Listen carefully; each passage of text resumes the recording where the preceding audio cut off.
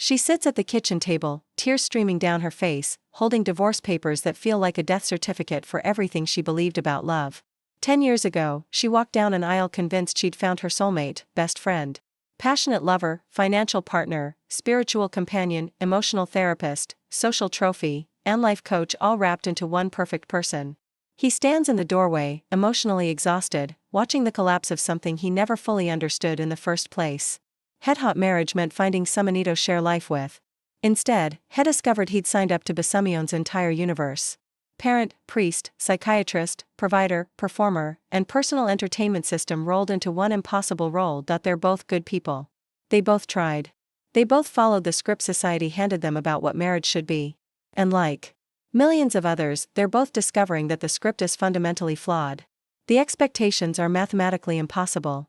And the institution they entered bears no resemblance to what marriage was actually designed to accomplish. Today, I'm going to explain why more than half of all marriages fail, why that number is getting worse, and why the problem has nothing to do with finding the right person, and everything to do with understanding what marriage actually is versus what we've turned it into. Because the simple reason most marriages collapse will change everything you think you know about love, partnership, and human relationships. Marriage is collapsing under its own weight. Like a bridge designed for horses and carriages being asked to support freight trains, the institution that once served a simple specific purpose has been loaded with so many additional expectations that failure has become mathematically inevitable. Think about what happens when you overload any system beyond its design capacity. Bridges collapse, servers crash, engines blow, relationships fail. This isn't because bridges, servers, engines, or relationships are inherently flawed. It's because they're being asked to do things they were never engineered to handle. Marriage was originally designated as a humble institution with one primary function, providing a stable context for raising children. Two adults agreeing to work together toward the shared goal of successfully launching the next generation. That's it. Simple, pragmatic, achievable. But over the centuries, we've piled additional expectations onto this simple framework until it's become an impossible mega-institution that no two people can possibly sustain. We've transformed marriage from a focused partnership into an everything relationship that's expected to fulfill every human need, satisfy every emotional requirement, and solve every life problem. The result is that we're not really talking about marriage anymore. We're talking about a completely different institution that just happens to use the same word. It's like calling a modern aircraft carrier a boat.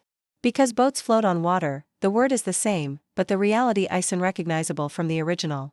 This overloading explains why divorce rates skyrocketed precisely when marriage expectations became unlimited rather than specific. The more we've asked marriage to be, the less it's been able to deliver. The broader we've made its scope, the more it's failed to function effectively in any area. The heaviest weight we've placed on modern marriage's romantic love. And it's crushing the institution beneath its impossible demands. Love, particularly passionate romantic love, was never meant to be the foundation of a stable partnership designed to last decades and survive the mundane realities of daily life. Romantic love is intense, consuming, and temporary by its very nature. It's designed to bring two people together long enough for bonding and reproduction to occur, not to sustain the practical realities of mortgage payments, child rearing, career building, and aging together. When we make passionate love the prerequisite for marriage, we're rebuilding the institution on the most unstable foundation possible. This creates a fundamental contradiction at the heart of modern marriage. Romantic love demands novelty, excitement, passion, and emotional intensity. Marriage requires stability, routine, compromise, and emotional consistency. These aren't complementary forces. They're opposing ones. The love-marriage conflation has created impossible expectations where one person is supposed to be your co-parent, best friend, passionate lover, emotional therapist, financial partner, social companion, spiritual guide, personal trainer, career coach, and entertainment committee. As Kurt Vonnegut observed, you're not enough people to fulfill all these roles for another human being. No individual can possibly be everything to another person.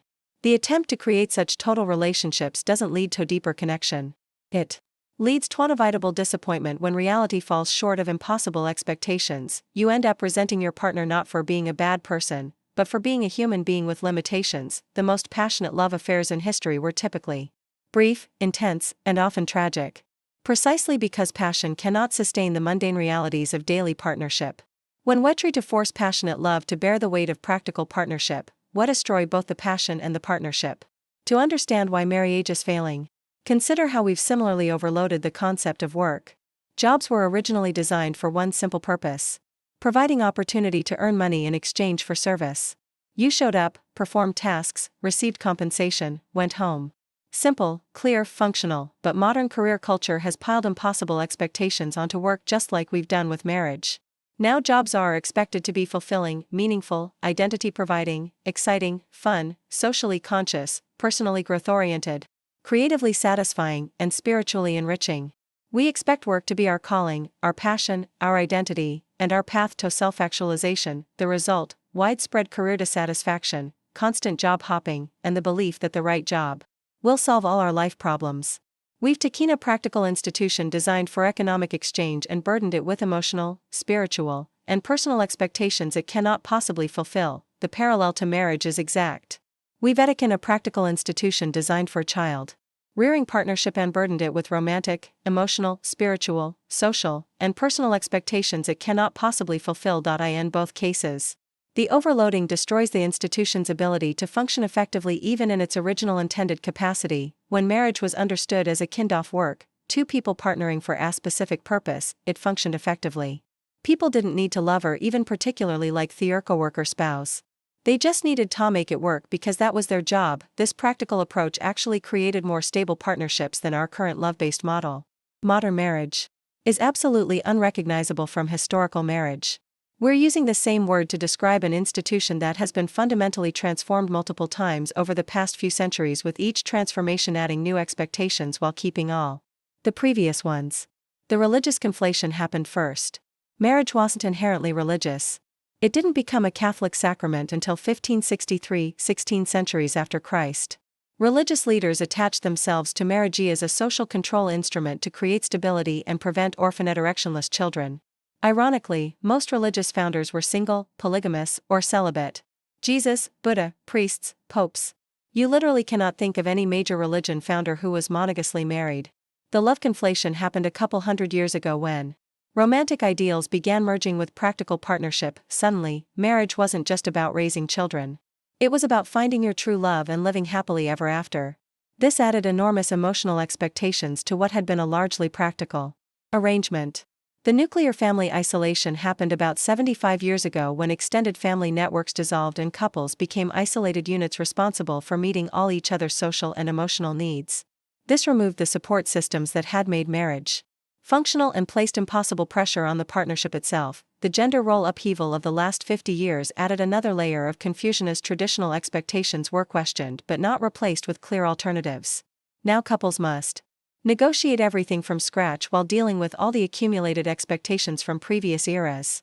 Each historical change added new requirements to marriage without removing previous ones. We've created a chimera institution that's simultaneously supposed to be practical and romantic, traditional and progressive, spiritual and secular, individual and communal, passionate and stable, exclusive and fulfilling. Kurt Vonnegut identified the core problem with devastating clarity. Modern marriage fails because we expect one person to replace the social support that used to be provided by extended family networks. When couples were embedded in larger family and community structures, marriage could focus on its core function without bearing the weight of total social and emotional fulfillment. Historically, when a woman married, she gained access to her husband's entire extended family, sisters-in-law to talk with, mothers-in-law for guidance, aunts for advice, cousins for companionship.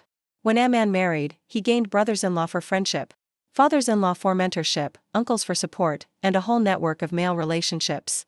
Marriage was never supposed to be the only significant relationship in your life.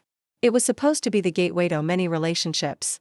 The spouse was your primary partner, but not your only source of conversation, companionship, advice, support, entertainment, or emotional connection. Now, the bride gets one more person to talk to, but it's a man. The groom gets one more pal, but it's a woman. When problems arise, the real argument isn't about specific issues. It's you are not enough people.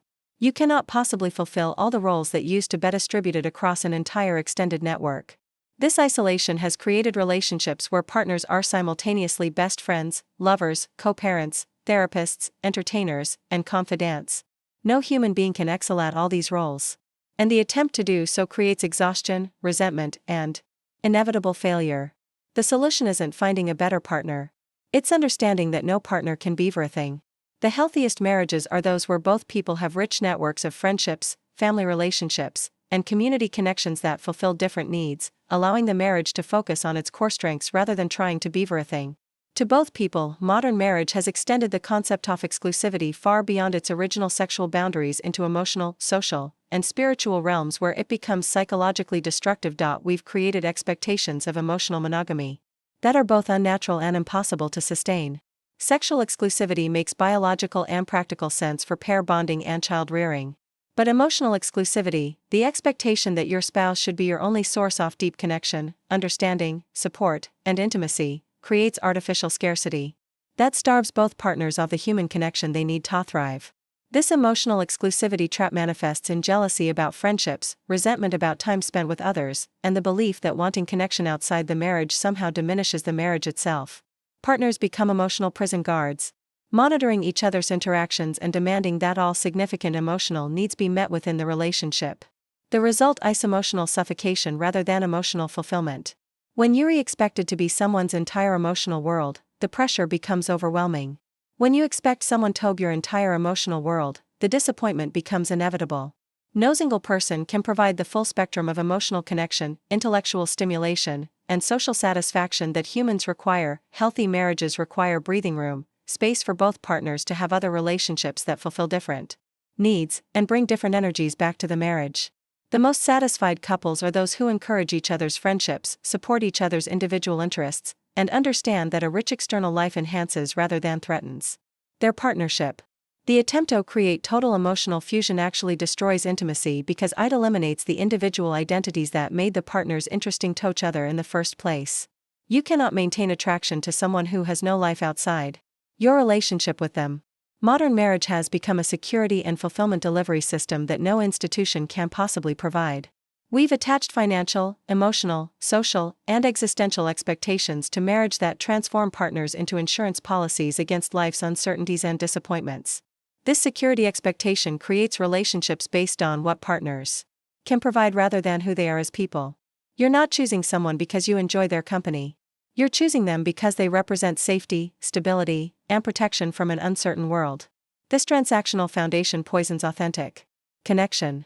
The fulfillment expectation is even more destructive because it makes your happiness your partner's responsibility. If you're not fulfilled, it's because your marriage is failing. If you're not satisfied, it's because your partner isn't meeting your needs. This creates enormous pressure on the relationship to solve problems it didn't create and cannot fix.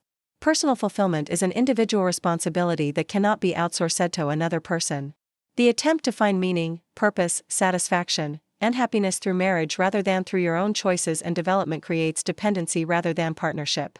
The most stable marriages are those where both people take responsibility for their own security and fulfillment while choosing to share their lives with each other. They don't expect the marriage to solve their problems.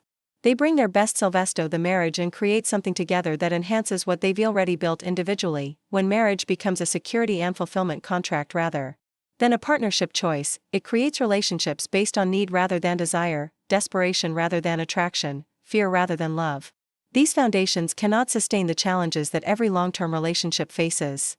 The attachment of legal status and social consequences to marriage has transformed a personal relationship into a public institution with governmental oversight and social obligations that complicate and often damage the underlying partnership.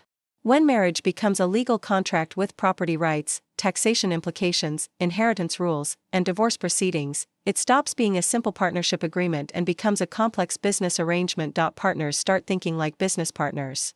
What am I getting out of this deal? What are my rights? What are my obligations? How do I protect my interests? This legal framework creates adversarial thinking within what should be collaborative relationships. Instead of focusing on how to work together effectively, partners become conscious of their legal positions, their financial vulnerabilities, and their exit strategies. The law assumes conflict and prepares for dissolution even within functioning marriages. The social status aspects add another layer of performance pressure. Marriage becomes about appearances, social approval, and meeting cultural expectations rather than about the actual quality of the partnership. Couples stay in dysfunctional marriages to avoid social disapproval or maintain status, while healthy partnerships are judged by their adherence to social norms rather than their actual functionality. These external pressures prevent couples from developing relationship structures that actually work for them specifically, instead of creating partnerships based on their individual needs. personalities, and goals, they must conform to legal and social templates that may be completely inappropriate for their situation.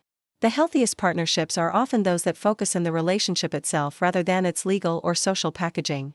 When couples prioritize their actual connection over their official status, they're free to create arrangements that serve their specific needs rather than generic social expectations. The conflation of marriage with religious significance has added spiritual and moral expectations that further overload the institution. Marriage becomes not just a practical partnership, but a sacred covenant with divine implications and eternal consequences.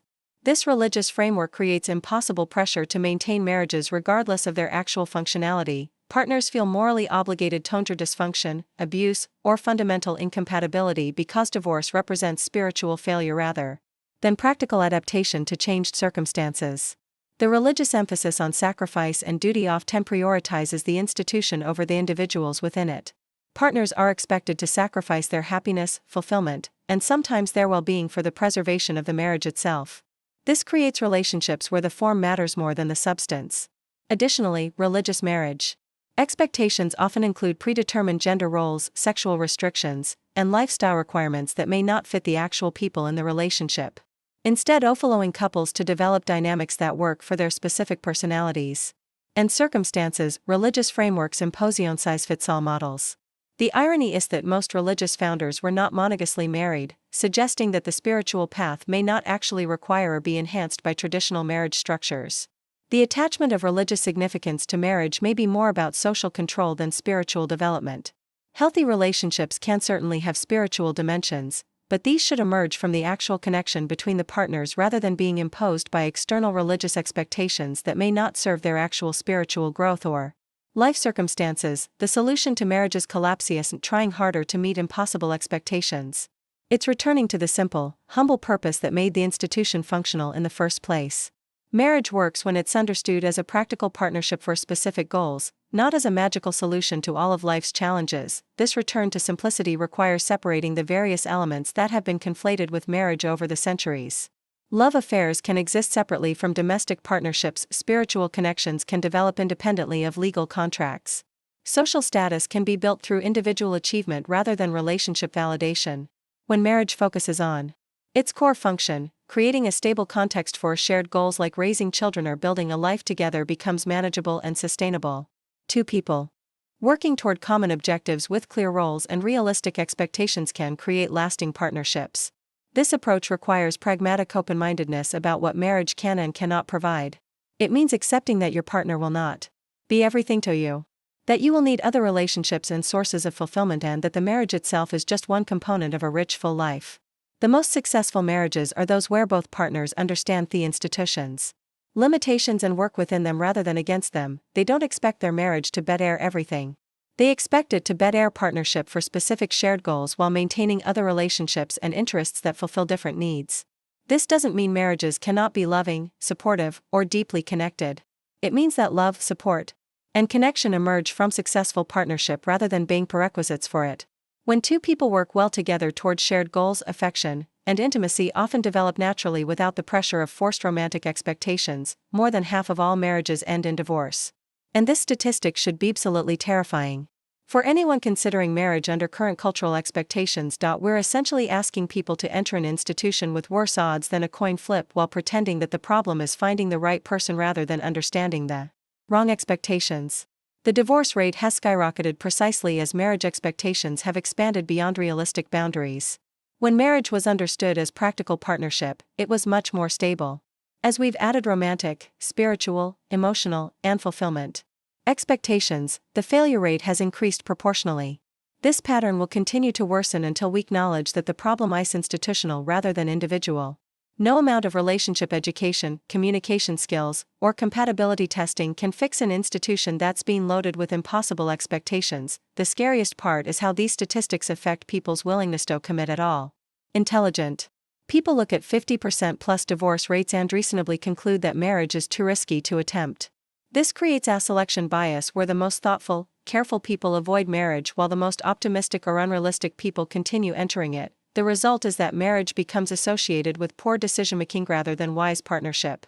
further damaging the institution's reputation and functionality. The people most capable of creating successful partnerships are increasingly choosing not to marry because they recognize the institutional problems saving marriage as an institution requires. Honest acknowledgement of what it can and cannot provide, followed by conscious choice to work within realistic boundaries rather than impossible fantasies. This doesn't mean settling for less. It means aiming for what's actually achievable. Successful marriages require both partners to maintain individual identities, relationships, and sources of fulfillment outside the marriage while bringing their best selves to the partnership. They require understanding that conflict is normal, that passion fades, that people change, and that lasting partnership is built on compatibility, shared values, and mutual respect rather than intense emotion. This approach actually creates more satisfaction, because it allows couples to appreciate what they have rather than constantly measuring it against impossible standards. When you're not expecting your partner to be everything, you can actually enjoy who they are. The framework also creates more stability because it's based on realistic human psychology rather than romantic fantasy. Partnerships built on practical compatibility and shared goals survive challenges better than those built on emotional intensity and unrealistic expectations. Most importantly, this approach allows marriage to function effectively in its original purpose while still allowing room for love, connection, and intimacy to develop naturally within sustainable boundaries. If this analysis has helped you understand why marriages fail and what actually works, subscribe to this channel for more insights into the psychology of relationships and human partnerships. Hit that notification bell because understanding these principles could save you from the devastating consequences of entering marriage with impossible expectations. Share this video with anyone who needs to understand that the problem isn't finding the right person. It's understanding what marriage actually is versus what we've been told it should be. The simple reason most marriages collapse is that we've turned a humble institution into an impossible fantasy. Return it to its original purpose and it can function again. Continue loading it with unrealistic expectations and it will continue collapsing under the weight of what it was never designed to bear.